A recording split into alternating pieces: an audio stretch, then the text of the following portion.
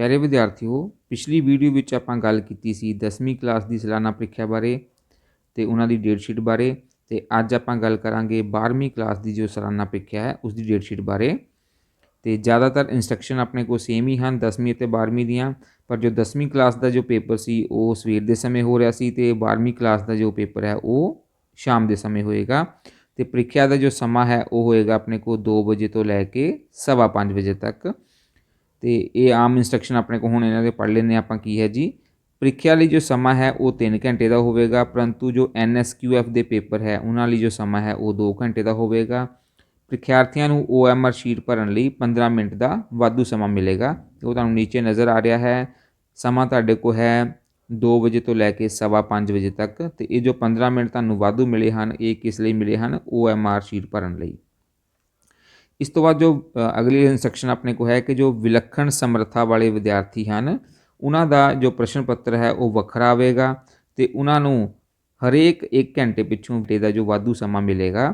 ਤੇ ਅਜਿਹੇ ਵਿਦਿਆਰਥੀਆਂ ਨੂੰ ਆਪਣੇ ਨਾਲ ਜੇਕਰ ਕੋਈ ਲਿਖਾਰੀ ਲਿਆਉਣਾ ਚਾਹੁੰਦੇ ਹਨ ਤੇ ਉਹ ਵੀ ਉਹ ਲਿਆ ਸਕਦੇ ਹਨ, ਜੇਕਰ ਉਹ ਅੱਛੀ ਤਰ੍ਹਾਂ ਪੇਪਰ ਨੂੰ ਪੜ੍ਹ ਨਹੀਂ ਸਕਦੇ ਜਾਂ ਉਹਨਾਂ ਨੂੰ ਲਿਖਣ ਵਿੱਚ ਉਹ ਅਸਮਰਥ ਹਨ ਤਾਂ ਉਹ ਆਪਣੇ ਨਾਲ ਇੱਕ ਲਿਖਾਰੀ ਨੂੰ ਵੀ ਲਿਆ ਸਕਦੇ ਹਨ। ਤੇ ਜੋ ਵੀ ਪੇਪਰ ਹਨ ਉਹ COVID-19 ਦੀਆਂ ਹਦਾਇਤਾਂ ਨੂੰ ਧਿਆਨ ਵਿੱਚ ਰੱਖਦਿਆਂ ਹੋਇਆ ਕਰਵਾਏ ਜਾਣਗੇ। ਤੇ ਆਓ ਹੁਣ ਆਪਾਂ ਡੇਟ ਸ਼ੀਟ ਪੜ੍ਹਦੇ ਹਨ। +2 ਦੇ ਜੋ ਪੇਪਰ ਹੈ ਉਹ 22 ਮਾਰਚ ਨੂੰ ਸਟਾਰਟ ਹੋ ਰਹੇ ਹਨ ਤੇ ਲਾਸਟ ਪੇਪਰ ਉਹਨਾਂ ਦਾ ਹੋਏਗਾ 27 ਅਪ੍ਰੈਲ ਨੂੰ। ਸਟੂਡੈਂਟ ਆਓ ਹੁਣ ਡੇਟ ਸ਼ੀਟ ਨੂੰ ਪੜ੍ਹਦੇ ਹਾਂ ਜੀ। ਤੇ ਕਿਸ ਦਿਨ ਕਿਹੜੀ ਕਲਾਸ ਦਾ ਕਿਹੜਾ ਪੇਪਰ ਹੋਣਾ ਹੈ, ਕਿਹੜੇ ਸਟਰੀਮ ਦਾ, ਕਿਉਂਕਿ +2 ਦੇ ਵਿੱਚ ਆਪਣੇ ਕੋਲ 4 ਤਰ੍ਹਾਂ ਦੇ ਸਟਰੀਮਸ ਤੁਹਾਨੂੰ ਨਜ਼ਰ ਆ ਰਹੇ ਹਨ। ਇੱਕ ਆਪਣੇ ਕੋਲ ਹੈ ਹਿਊਮੈਨਿਟੀ ਗਰੁੱਪ ਜਿਸ ਨੂੰ ਆਪਾਂ ਆਰਟਸ ਗਰੁੱਪ ਕਹਿ ਦਿੰਦੇ ਹਨ, ਦੂਸਰਾ ਹੈ ਸਾਇੰਸ ਗਰੁੱਪ, ਤੀਸਰਾ ਹੈ ਕਮਰਸ ਗਰੁੱਪ ਤੇ ਚੌਥਾ ਆਪਣੇ ਕੋਲ ਹੈ ਐਗਰੀਕਲਚਰ ਗਰੁੱਪ। ਤੇ ਹਰੇਕ ਗਰੁੱਪ ਦੇ ਜੋ ਨੀਚੇ ਪੇਪਰਸ ਲਿਖੇ ਹਨ ਅੱਗੇ ਉਹਨਾਂ ਦੀ ਡੇਟ ਪਾਈ ਹੈ ਕਿ ਕਿਸ ਦਿਨ ਕਿਹੜਾ ਪੇਪਰ ਹੋਣਾ ਹੈ। ਇਸੇ ਤਰ੍ਹਾਂ ਸਭ ਤੋਂ ਪਹਿਲਾਂ ਆਪਣੇ ਕੋਲ 22 ਮਾਰਚ ਨੂੰ ਦਿਨ ਸੋਮਵਾਰ ਨੂੰ ਚਾਰੇ ਹੀ ਜੋ ਸਟਰੀਮ ਆਪਾਂ ਨੂੰ ਦਿੱਤੇ ਹੋਏ ਹਨ ਇਹਨਾਂ ਵਿੱਚ ਜੋ ਪੇਪਰ ਹੋਣ ਜਾ ਰਿਹਾ ਹੈ ਉਹ ਹੈ ਜਰਨਲ ਪੰਜਾਬੀ ਤੇ ਪੰਜਾਬ ਐਂਡ ਹਿਸਟਰੀ ਕਲਚਰ। ਤੇ ਇਹ ਬ੍ਰੈਕਟ ਦੇ ਵਿੱਚ ਜੋ ਲਿਖਿਆ ਹੈ ਉਹ ਪੇਪਰ ਦਾ ਕੋਡ ਹੈ। ਇਸੇ ਤਰ੍ਹਾਂ 23 ਤਰੀਕ ਨੂੰ ਸਿਰਫ ਹਿਊਮੈਨਿਟੀ ਗਰੁੱਪ ਦੇ ਪੇਪਰਸ ਹੋਣਗੇ ਤੇ ਸਾਇੰਸ ਗਰੁੱਪ ਦਾ ਪੇਪਰ ਹੋਏਗਾ। ਇਹ ਤੁਸੀਂ ਪੇਪਰ ਜੋ ਵੀ ਲਿਖੇ ਹੈ ਤੁਸੀਂ ਆਪਣੇ ਆਪ ਨੋਟ ਕਰ ਲੈਣੇ ਹਨ ਸਾਰੇ ਹੀ।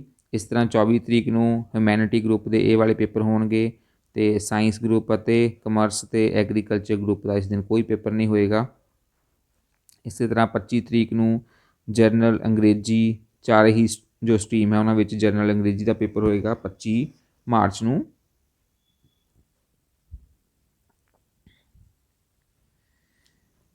ਇਸ ਤੋਂ ਬਾਅਦ 30 ਮਾਰਚ ਦਿਨ ਮੰਗਲਵਾਰ ਨੂੰ ਇਹ ਜੋ ਪੇਪਰ ਨਜ਼ਰ ਆ ਰਹੇ ਹਨ ਇਹ ਸਾਰੇ ਹੀ ਤੁਸੀਂ ਨੋਟ ਕਰ ਲੈਣੇ ਹਨ।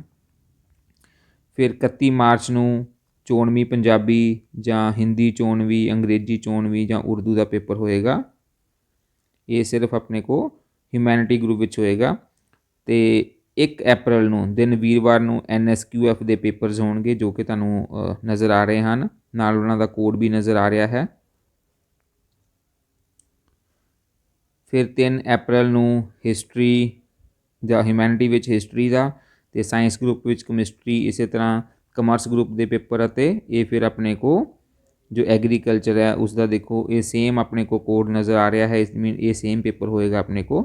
ਬ੍ਰੈਕਟ ਦੇ ਵਿੱਚ ਜੋ ਕੋਡ ਹੈ ਉਸ ਤੋਂ ਆਪਾਂ ਨੂੰ ਪਤਾ ਲੱਗ ਜਾਂਦਾ ਹੈ ਕਿ ਉਹ ਪੇਪਰ ਸੇਮ ਹੈ ਜਾਂ ਅਲੱਗ ਹੈ। ਇਸੇ ਤਰ੍ਹਾਂ 5 ਅਪ੍ਰੈਲ ਨੂੰ ਜੋ ਨਵਾਂ ਪੇਪਰ ਆਪਣੇ ਕੋਲ ਨਵਾਂ ਸਬਜੈਕਟ ਆਇਆ ਹੈ ਸਵਾਗਤ ਜ਼ਿੰਦਗੀ, ਵੈਲਕਮ ਲਾਈਫ, ਉਸ ਦਾ ਪੇਪਰ ਹੋਏਗਾ। ਇਸ ਦਾ ਕੋਡ ਆਪਣੇ ਕੋਲ +2 ਵਿੱਚ ਹੈ 210। ਤੇ ਸੇਮ ਕੋਡ ਦੀ ਜੇ ਆਪਾਂ ਗੱਲ ਕਰੀਏ 10ਵੀਂ ਵਿੱਚ 10th ਵਿੱਚ ਸਵਾਗਤ ਜ਼ਿੰਦਗੀ ਦਾ ਕੋਡ ਹੈ 92। ਫਿਰ 6 ਅਪ੍ਰੈਲ ਨੂੰ ਮੰਗਲਵਾਰ ਨੂੰ ਕੰਪਿਊਟਰ ਐਪਲੀਕੇਸ਼ਨ ਦਾ ਹੀ ਪੇਪਰ ਹੈ ਸਾਰੀਆਂ ਕਲਾਸਾਂ ਦਾ, ਸਾਰੇ ਹੀ ਸਬਜੈਕਟਸ ਦਾ, ਸਾਰੇ ਵਿਸ਼ਿਆਂ ਦਾ ਜੋ ਵੀ ਆਪਣੇ ਕੋਲ ਵਿਸ਼ੇ ਆਪਾਂ ਰੱਖੇ ਹਨ ਸਾਰੇ ਹੀ ਸਟਰੀਮਸ ਦਾ।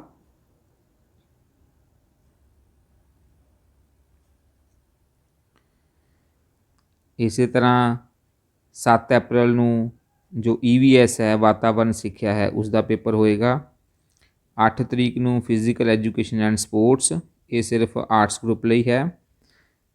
ਫਿਰ 9 ਤਰੀਕ ਨੂੰ ਹੋਮ ਸਾਇੰਸ, ਜਿਨ੍ਹਾਂ ਨੇ ਆਰਟਸ ਅਤੇ ਸਾਇੰਸ ਦੇ ਵਿੱਚ ਹੋਮ ਸਾਇੰਸ ਰੱਖਿਆ ਹੈ ਉਹਨਾਂ ਦਾ ਪੇਪਰ 9 ਅਪ੍ਰੈਲ ਨੂੰ ਹੋਏਗਾ।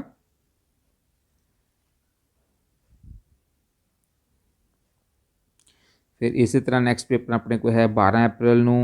उस तो बाद 15 अप्रैल नूं गणित का पेपर है सारे ही स्ट्रीम्स का। 16 तरीक नूं म्यूजिकल तबला ਅਤੇ फंडामेंटल ऑफ ई बिजनेस। 17 तरीक नूं कंप्यूटर साइंस सारे ही स्ट्रीम्स का। 19 तरीक नूं इकनॉमिक्स है जी, सिर्फ साइंस ग्रुप नूं छड्ड के बाकी सारिਆਂ ਦਾ इकनॉमिक्स का पेपर है। 22 अप्रैल नूं जोग्राफी का है, ये भी सिर्फ साइंस ग्रुप नूं छड्ड के। 23 तरीक नूं नैशनल कैडेट कॉप जिसनूं आपां NCC ਦੇ ਨਾਲ ਜਾਣਦੇ ਹਾਂ, NCC नैशनल कैडेट कॉप्स, ये एग्रीकल्चर ग्रुप का ये नहीं पेपर होएगा। इस तरह 26 तरीक नूं जो सोशियोलॉजी का पेपर होएगा ये सिर्फ आर्ट्स ग्रुप लिए होएगा।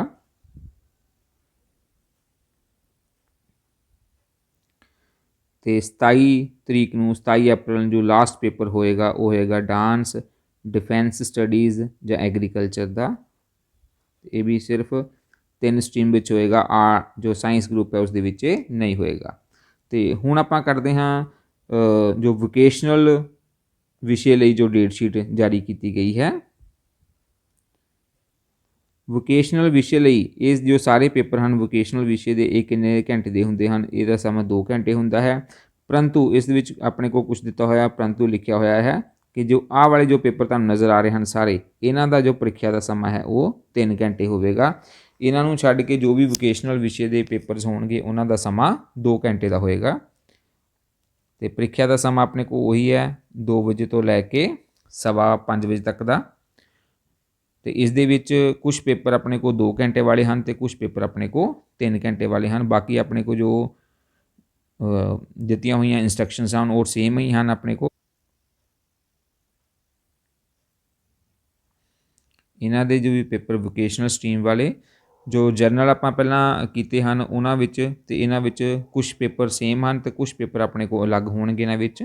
इस दे विच जो आपां नूं वोकेशनल ग्रुप दे विच जो आपां नूं ग्रुप नज़र आ रहे हैं वोकेशनल विषय दे वो हैं agriculture group, business and commerce group, home science group तो इंजीनियरिंग एंड टैक्नोलॉजी ग्रुप। तो इन्हां दे पेपर तुहानूं नीचे नज़र आ रहे हैं 22 तरीक तो शुरू हो रहे हैं, 22 मार्च तो। दूसरा पेपर है 25 मार्च नूं तो उस तो नैक्सट पेपर जो अपने को है वो 30 मार्च नूं है जी। ये सारे ही पेपर्स तुसीं जो है तुसीं अपना अपना जिहड़ा भी स्ट्रीम तुहाडा है तुसीं अपने अलग तो पेपर्स नोट कर लेने हैं किहड़ी तरीक नूं है। तो जे कोई पेपर एक दूसरे नाल कोई क्लैश कर रहा है तो उसका जो इन्फॉर्मेशन है तुसीं अपने टीचर्स नाल साझी कर लैनी है कि कोई पेपर तुहाडा दूसरे पेपर दे वाले दिन क्लैश ना होवे।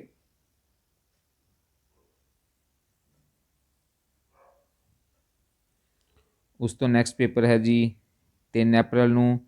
फिर 7 अप्रैल नूं वो सेम पेपर अपने को है जी EVS का इन्वायरमेंटल स्टडी।